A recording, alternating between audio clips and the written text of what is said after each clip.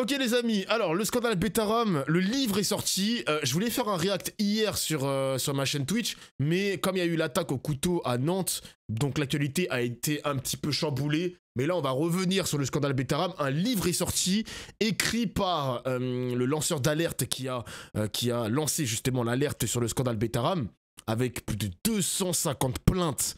250 plaintes les amis, et dans cette plainte, on a, alors je ne sais pas si elle a porté plainte, mais on a le témoignage de la fille de François Bayrou qui est sur BFM TV avec le lanceur d'alerte, on écoute. Le silence de Betaram, le récit choc du lanceur d'alerte est en... Bon, capitaliser sur ce scandale, en faire de l'argent et tout, on a déjà parlé les mecs, bizarre, bref. Ancien élève. Le silence de Betaram, c'est donc le titre poignant et d'utilité publique de ce livre qui vient de sortir aux éditions Michel Lafon. Bonsoir Alain Esquer. Bonsoir. Merci d'être avec nous ce soir dans Newsbox. Vous êtes l'auteur de cet ouvrage avec Clémence Badaud. Bonsoir. Bonsoir. Alain Esquer, vous êtes le porte-parole des victimes de Betaram, plus encore le lanceur d'alerte donc qui a permis de faire éclater cette affaire, ce scandale de violence physique et sexuelle pendant des décennies au sein de l'établissement catholique Notre-Dame de Betaram près de Pau, dans les Pyrénées-Atlantiques. Les frais de justice Clémence de Badaud, Flin, vous êtes journaliste, vous êtes productrice et vous préparez un documentaire sur le système Betaram. Bonsoir Hélène Perlan. Merci à vous également d'être avec nous. Vous témoignez. Par contre, la fille de François Bayrou, putain, je ne reconnais pas du tout Bayrou les mecs, hein. Il n'y a pas un trait Bayrou sur son visage. Dans ce livre, dans le livre d'Alain Esquer et Clémence Badaud, aucune vous ressemblance. êtes l'une des filles de l'actuel Premier ministre François Bayrou. Merci à tous les trois d'être là ce soir. À mes côtés, Mathias Tesson. Bonsoir Mathias. Bonsoir. Du service police-justice de BFM TV. Le silence de Betaram, pour qui d'abord? Pour qui vous avez T'abuses de écrit Flin Non. ce livre, Alain Esquer?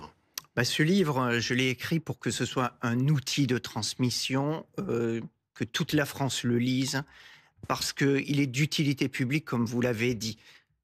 Betaram, c'est 200 plaintes à ce jour qui ont été déposées officiellement. J'en ai reçu d'ailleurs quelques unités de plus encore aujourd'hui. Je prépare un 7e corpus. C'est des agressions physiques et sexuelles sur des enfants de 7 à 14 ans par un nombre colossal de prédateurs, puisque je suis à plus de 30 adultes, dont 17 qui sont identifiés comme des violeurs. 17 adultes, les gars, vous vous rendez compte? Vous vous rendez compte? Tu passes toute ta jeunesse avec des gros prédateurs comme ça, c'est une dinguerie quand même. Beaucoup sont décédés effectivement, puisque les faits remontent à 1950 pour les premiers, jusqu'à grosso modo les années 2010. Vous vous sentez investi d'une mission, quelque part, pour quelqu'un qui a failli entrer dans les ordres, hein, on peut y voir quelque chose de mystique. Je pense que je suis un moine soldat, c'est-à-dire que j'ai décidé de rompre le silence de Betaram, parce que silence des agressés, de ces enfants qui ont subi l'impensable, et également silence des agresseurs qui ne disent rien. Silence tout autour également de l'établissement, et silence de tous les politiques. Le déclic, il s'est produit il y a 1 an et demi, lorsque vous tombez nez à nez, vous habitez... En plus, ils n'ont pas exercé qu'à Betaram. Les mecs, alors je ne connais pas l'identité des 17 personnes, mais je sais qu'on a un autre scandale Betaram en France, sur une autre école privée. Alors l'histoire, elle a moins de retentissement que l'affaire Betaram, mais je commence à voir un peu sur la presse écrite et même sur Twitter que ça en parle un petit peu, quoi. On parle d'un Betaram encore pire, mais pour l'instant... on n'y est pas les mecs, pour l'instant en termes médiatiques on n'y est pas encore, ça n'a pas encore pété. Tout près de Betaram, vous avez toujours habité tout près de Betaram, vous continuez d'habiter tout près de Betaram, on y reviendra parce que c'est un élément qui me semble intéressant. Vous tombez nez à nez avec votre agresseur il y a 1 an et demi, et cette fois vous ne baissez pas la tête. Mais on se demande pourquoi ne lui cassez-vous pas la gueule. Enfin pardon, hein, mais vu ce que vous avez subi et ce que vous savez désormais de ce qu'on subit, des dizaines et... Comment ça, casser la gueule? Attends, j'ai pas capté là, il est fou le journaliste ou quoi? Merci Escargoug pour le raid, merci mon gars. Ça va quoi Escargoug? Mais attends, mais c'est un malade ce mec. Ok, bon, pédophile ou pas, on peut lui casser la gueule. Mais comment ça, le journaliste, il prononce ses paroles? C'est un malade ou quoi là? Là, on est où là? Ça va quoi mon gars Escargoug? Des dizaines d'enfants. Alors je pense que j'ai bien fait de ne pas m'en prendre physiquement à lui. Vous l'expliquez. Je l'explique dans le livre. Et aujourd'hui, cet homme, il est en détention. Il est en détention pour viol. Il est en prison, sur ok. des enfants donc entre 8 et 12 ans, sur 2 dossiers, donc 2 plaintes non prescrites le concernant. Et là-dessus, je voudrais revenir aussi sur cette question de l'imprescriptibilité de ces crimes. Il faut travailler à faire évoluer notre législation sur cette question, parce que l'imprescriptibilité, on peut la comprendre sur ces attaques sur les enfants mineurs, à partir du moment où il y a un groupe de victimes. Beaucoup de réflexions à mener, évidemment, et notamment sur cette mécanique du silence à laquelle vous faisiez allusion à l'instant. On va y revenir, mais d'abord, ce qui frappe aussi dans ce livre, c'est le côté boîte de Pandore. Et d'ailleurs, vous renommez la boîte de Pandore. Ouais, boîte de Pandore, comme son Dofus. La boîte de Bétarame, ça ne s'arrête pas. Ça ne s'arrête pas, ça donne la nausée. On en est à combien? Parce que vous parlez de un peu plus de 200 plaintes, mais combien de témoignages recueillis par vous-même on peut rajouter au moins une 50aine de témoignages en plus de personnes qui n'ont pas le courage de déposer plainte ou qui se retrouvent en fait en difficulté sur ce dossier, dans le sens où ils n'arrivent pas à identifier leur agresseur. Parce que, vous le savez, le stress post-traumatique dans le crime pédocriminel, c'est un crime parfait. Les enfants ne parlent pas, et quand ils sont adultes, ils ont des difficultés à se souvenir de leur trauma. Et le déni des notions, mais qui prennent tout leur sens et qui sont extrêmement concrètes dans cet ouvrage où... Le mec qui a écrit le livre sur Bétarame, le gars qui a lancé l'alerte, putain, il connaît... Enfin, j'ai l'impression qu'il sait de quoi il parle. On s'attend pas à... Tu sais, je vais pas faire de déni de classe et tout. Je pensais que c'était un Français moyen qui n'avait pas de vocabulaire incroyable. Mais le gars, il connaît bien son dossier, genre, il sait ce qu'il dit, quoi. C'est pas n'importe qui. Est-ce que tu peux activer l'option sous-titres sur le live, s'il te plaît? Comment on fait ça? Je sais pas comment on fait ça, moi. Il y a besoin de sous-titres? Attends, quoi? Wesh. Vous allez droit au but, hein. Vous ne tournez pas autour. Ouais, il a l'air de bien connaître son sujet. Non, mais le délire de post-traumatique, les termes qu'il emploie, etc., c'est pas n'importe qui, hein. Je connais pas son métier. Parce qu'il s'est pas présenté sous, pas moi, si... sociologue, psychiatre, médecin, j'en sais rien, tu vois. Il n'y a pas de haine, mais vous ne faites pas de cadeaux non plus, si je puis m'exprimer ainsi. Il y a beaucoup de prénoms, beaucoup trop, dans ce livre. Alexandre, Éric, Olivier, Frédéric, Alain, Hélène. Derrière ces prénoms, il y a des histoires, de la souffrance, passée, présente aussi, avec des traumatismes, des séquelles, des vies brisées. On a l'impression, et là je m'adresse à vous trois, que lorsque vous parlez de ces échanges que vous avez eus avec les victimes de Bétarame, vous avez parlé à des enfants, pas à des adultes. Moi, je dis souvent que j'ai été fascinée par ces hommes qui ont parfois 60, 70 ans même, qui sont construits, qui sont insérés, qui ont une famille, qui ont un beau job parfois. Et quand on revient sur les événements, ils pleurent et on revoit le petit enfant de 10 ans qui n'a pas pu se libérer de ce poids, qui n'a pas pu se libérer de ce traumatisme, qui a été privé de parole. Et c'est vraiment, moi, ce qui m'a sans doute le plus marqué dans ces victimes. C'est un travail colossal d'enquête. Vous êtes un lanceur d'alerte et un enquêteur, hein, d'une certaine manière. Vous, journaliste, Laurence Badeau, vous aussi, vous êtes penché, c'est le moins que l'on puisse dire, sur Bétarame. Et alors, c'est une vraie boîte de Pandore. C'est-à-dire qu'on n'a pas encore... tout découvert loin s'en faut. C'est surtout qu'on peut continuer à enquêter des années, chaque jour. À chaque fois qu'on tire un fil, on trouve une nouvelle pièce d'un puzzle illimité, en fait. C'est vertigineux. C'est la plus grande affaire de pédocriminalité jamais révélée en France. Et plus on avance, plus on découvre des choses. Ah oui? L'un des plus grands scandales de pédophilie, ou je crois qu'elle a dit le plus grand scandale de pédophilie en France. Bétarame à ce point, putain. Je me rends même pas compte, gros. Je sais qu'ils avaient démantelé une filière pédophile sur Coco. Vous vous rappelez le site, les gars, coco.gg ou CocoFR, je sais pas quoi. Mais what? Je me rends pas compte. Après, il y a un viewer, il a raison. Comme c'est une affaire qui s'est étalée sur 50 ans, voire moins ou voire plus, je sais plus exactement. Je crois que c'est 50 ans. Bah ouais, on en est là quand même. On en est là, genre... un des plus gros scandales. Merci Fianso pour les 1 an de sub. Merci mon gars. Avec Alain, lors des derniers corpus de plainte, on s'est rendu compte qu'il y avait un enfant Pélico, non mais Pélico c'est pas pareil les mecs, parce que c'est pas de la pédophilie, c'est littéralement, on est sur une autre échelle, pardon. victime d'un viol collectif avec 2 agresseurs. C'est une Putain. chose qu'on n'avait pas encore notée. Aujourd'hui, il y a aussi des questions autour de la mort d'un enfant à Bétarame, un enfant de 12 ans en 1980. Exactement. Alors là, on passe encore dans une autre strate de l'horreur, Ouais. mais qui résume aussi ce système, puisque c'est un enfant qui était malade. Il faut savoir qu'à Bétarame, ce sont les élèves de terminale qui assurent la surveillance des dortoirs des mineurs de 17 ans. Et il y en a un en particulier qui témoigne dans notre livre, Jean-Rémy, qui se rend compte que cet enfant est malade. Il essaye de trouver un adulte toute la nuit. Il va toquer aux portes. Il ne trouve personne. L'enfant est conduit ensuite à l'infirmerie. Il va rester toute une journée sans soins. Il va mourir à 21h lors de son transport en ambulance à l'hôpital de Pau. Cet enfant, il est mort faute de soins. Sa sœur a reconstitué grâce au groupe Facebook. Il a une famille, donc cette famille, aujourd'hui, elle doit se poser encore plus de questions qu'avant. À l'époque, le père Caricart, qui était donc en charge de l'institution, a organisé en bonne et due forme les obsèques avec tous les prêtres qui étaient présents. Et je pense que cette famille, à ce moment-là, qui était pétrie dans la douleur, elle n'a pas cherché à poser de questions, elle a accepté. Sa sœur, 40 ans plus tard, elle est en train de reconstituer le puzzle grâce aux témoignages des autres élèves et de se rendre compte que son frère est mort faute de soins. Et elle va déposer plainte très prochainement pour non-assistance à personne en danger. Hélène Perlan, vous êtes donc la fille aînée de François Bayrou, vous témoignez dans ce livre. Vous révélez les violences physiques que vous avez subies lorsque vous étiez scolarisé à Bétarame il y a une 30aine d'années. Jure, ça vous est tombé dessus.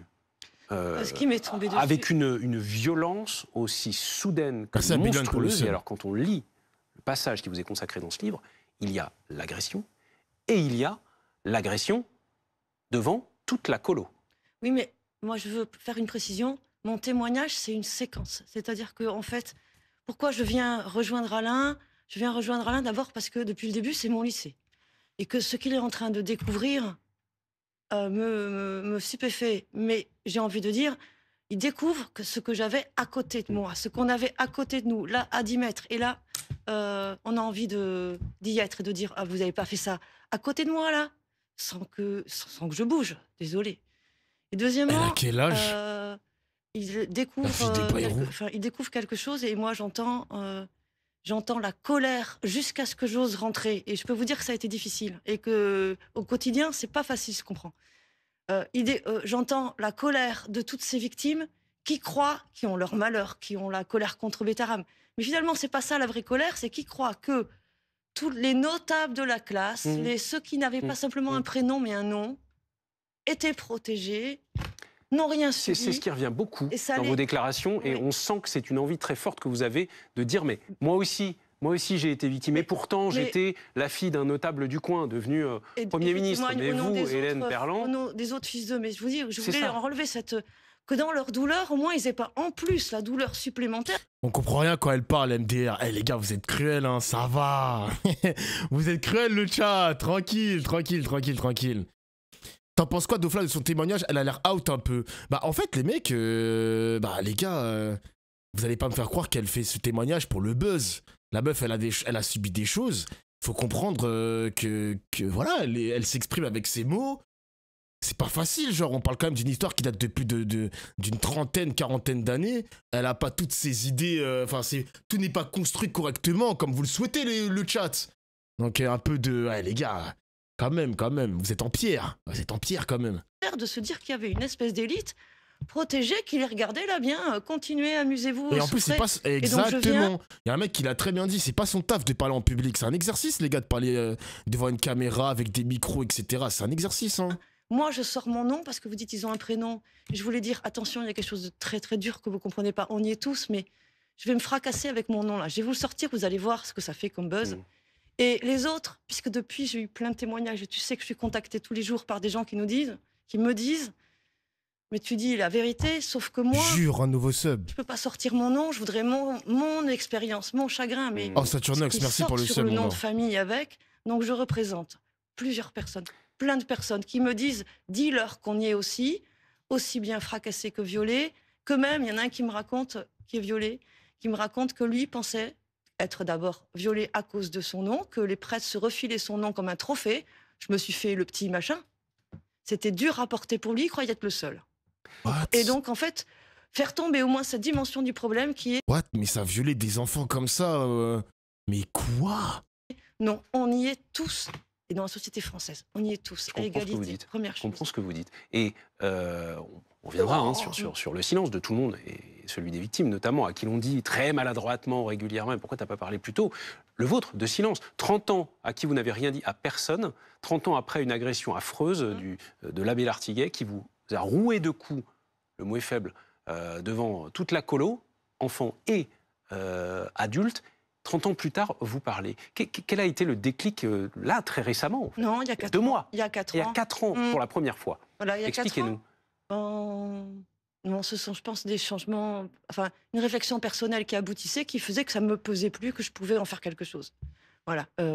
Partager, enfin, dit dans l'intimité, pas ou avec 2-3 copains, quand on se rencontre, qu'est-ce qu'ils t'ont fait, toi? Moi, voilà. Mais pas encore un matériau à transmettre. Et donc, ce que je voulais souligner, c'était que dans ce livre, je ne viens pas juste rajouter mon témoignage. Vous voyez, j'ai été passé à tabac devant tout le monde. Je viens faire une séquence pour changer jusqu'à ce que je rencontre Alain. J'avais plutôt l'impression que son discours, c'était l'entourage ne parle pas ou les gens n'osent pas parler. Moi, je voulais commencer à faire parler ce silence en disant attention, les témoins ne parlent pas parce qu'ils sont lâches. Les témoins ne parlent pas, les victimes ne parlent pas. Pensons le silence de l'intérieur. Il vient quand la question du daron, est-ce qu'il était au courant ou pas là? On attend que ça, le journaliste. Nous, on veut savoir si Bayrou il est mouillé dans ça. On veut savoir. Je donnais de nouveaux outils d'interrogation. Il y a une expression très forte dans le livre. Vos mots, à vous, Hélène Perland, ces regards, parlant de ceux qui ont assisté à votre agression il y a 30 ans, ces regards épinglés au mur comme des papillons morts. Ce regard-là, d'ailleurs, qui sera le vôtre. Qui sera quelques le mien. temps plus tard, preuve de l'infinie complexité, cette notion de silence et de déni. Et on est tous, société française découvre toutes les formes de violence partout, toujours. J'ai envie de leur dire, quand quelqu'un ne peut pas regarder ce que vous vivez, c'est peut-être d'abord, avant de penser à l'indifférence, que ça le renvoie à quelque chose qu'il a vécu lui-même. On est dans des intrications de violence terribles.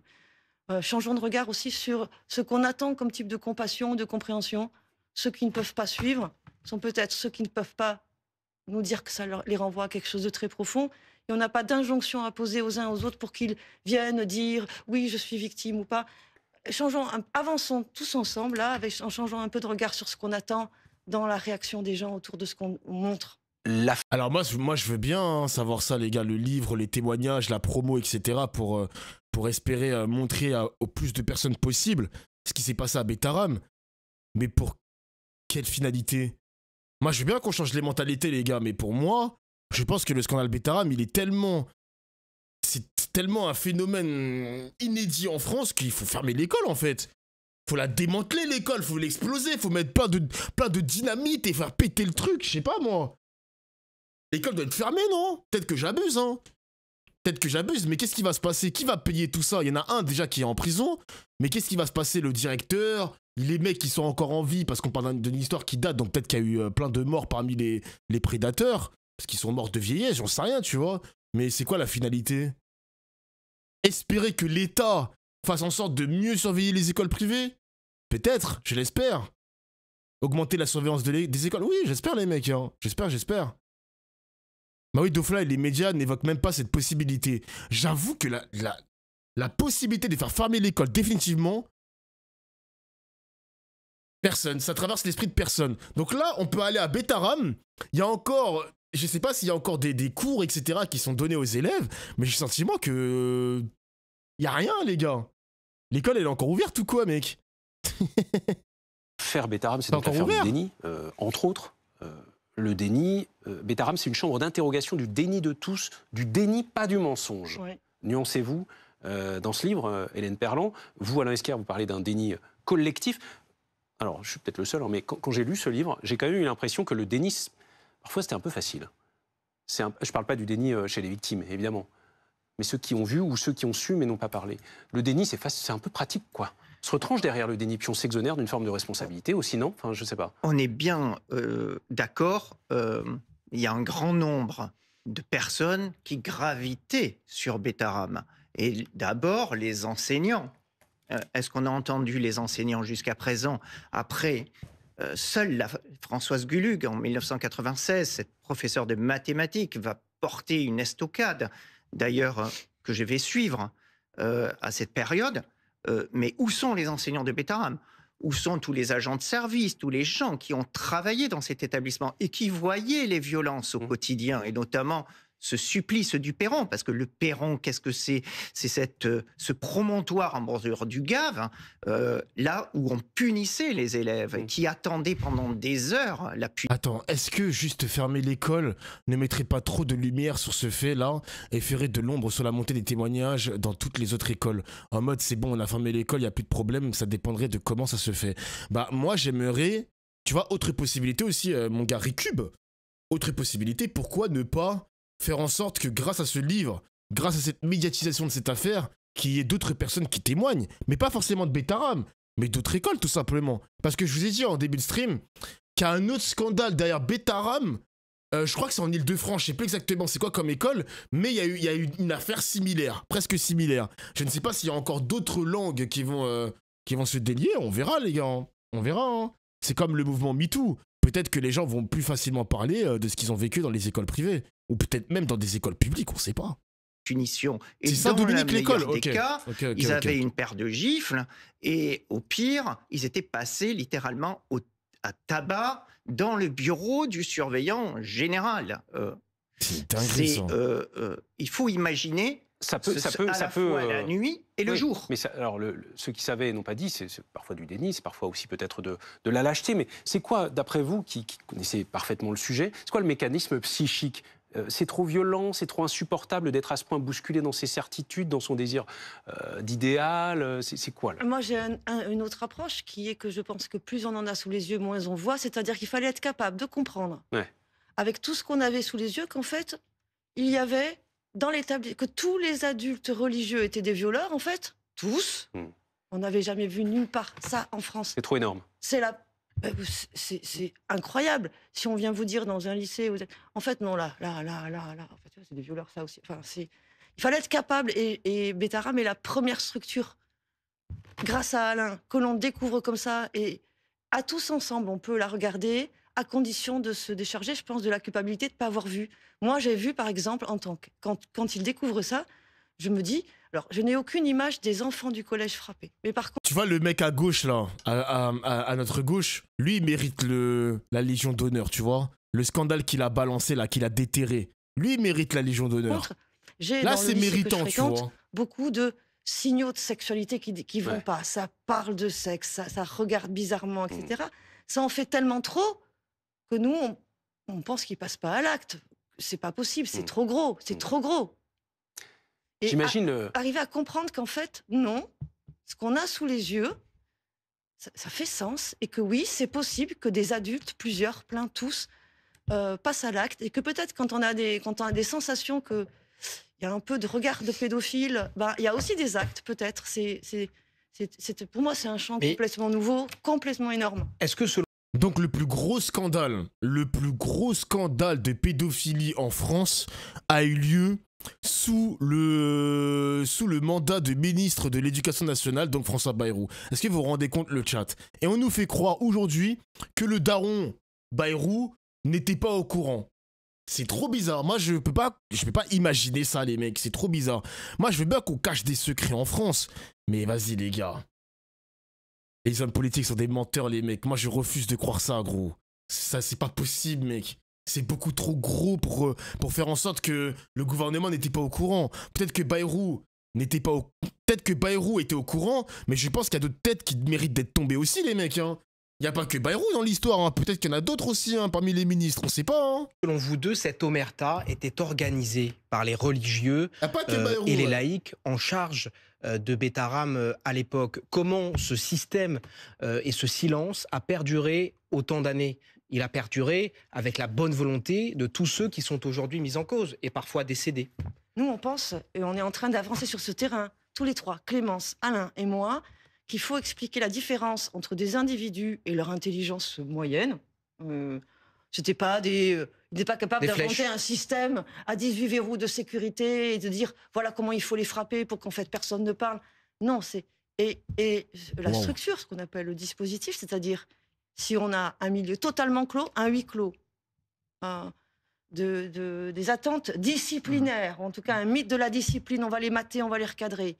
Et il faut le dire, du religieux, c'est-à-dire des prêtres qui sont tous ici devenus violeurs, et ça c'est la théorie d'Alain, ça rend pervers, la structure les rend pervers, il n'aurait peut-être pas été ailleurs.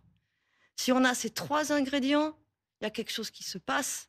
Qu'on ne vienne plus parler de la corruption en Afrique en se pensant meilleur qu'eux après tout ça. Oh mon gars, ça fait longtemps. Ça fait longtemps que je me suis retiré ça de l'esprit. Hein. Si vous savez le nombre de corrompus qu'on a dans l'Occident, on parle beaucoup des présidents africains corrompus, mais... en Occident, c'est pire les gars. C'est pire les mecs. Et finalement... indépendamment de l'intelligence ou de la conscience des gens de participer à ça. Transparaît aussi dans ce livre le poids de l'introspection. Des années plus tard, parfois des décennies, au sein de la cellule familiale notamment, la vôtre, mais toutes les autres, Hélène Perland. Alors bon, la vôtre, on parle un peu plus parce que forcément, aujourd'hui, votre père est le Premier ministre de la France. Il y a 2 mois, François Bayrou a assuré devant les députés qu'il ignorait tout, des violences physiques comme sexuelles à Bétarame. Jure un nouveau sub. François Bayrou à l'Assemblée en février. Merci Aïs pour le Mes sub. enfants y ont été scolarisés et les accusateurs disent ils ne pouvaient pas ignorer.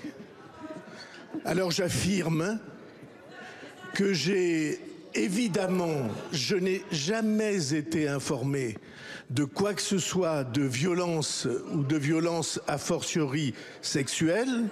Jamais. Je peux vous assurer que tout est faux. Hélène Perland, quand vous voyez votre père dire cela devant les députés, qu'est-ce que vous vous dites? J'ai aucun problème parce que maintenant on le sait, ça a été ma grosse difficulté, sa chose dure, qu'il l'avait appris au moment de l'arrestation de Caricart, une fois Caricart en prison, qu'il y avait cette accusation de viol pour laquelle il était d'abord arrêté, puis relâché avant de se suicider. Qu'il avait appris là le cas Caricart, l'hypothèse du cas Caricart, une fois Caricart arrêté. Mais je n'ai aucun souci avec ça parce que les violences sexuelles, d'autres possibles, jamais la moindre rumeur, et effectivement, jamais la moindre info qu'il restait des violeurs dans l'école. Alors ça, sûr et certain, et Alain... Oui, c'est ça qui est assez Ça donne fou, l'impression, pardonnez-moi, mais que malgré son statut, finalement, il est comme les autres. c'était un père comme les autres. Bien sûr, tout le monde est comme les autres, et il faudrait...